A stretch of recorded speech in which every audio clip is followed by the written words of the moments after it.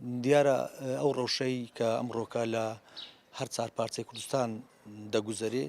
لە ڕاگەیاندنەکان یاخود لە چاوپێکەوتنەکان جێمان لە وتەیەک دەبی قسەیەک دەبی کە باس لە شەڕی براکوژی شەڕی خۆکوژی دەکرێت. ئێمە وەکو بزوتنەوەی دیموکراتی گەلی کوردستان بە تەواوی مانایەکان شەڕی براکوژی ڕەت دەکەینەوە، دژی شەڕی براکوژین و هەموو جوهد و تااقەتی خۆشمان بانگ ڕادێرین بۆ هەموو هێز و لیانە سیاسەکانی هەر چار پارچەی کوردستان ئەبێ پێش لەو شەڕە بگرین، نابێت ئەڵلقەی شەڕ فراوان بکەین، دەبی ئەڵلقەی ئاشتی فراوانتر بکەین، چونکە شەڕ بە هیچ کاتێک خزمەت بە قەزەی نەتەوەی نیشتیمانیمان ناکە، شەڕی یەکدی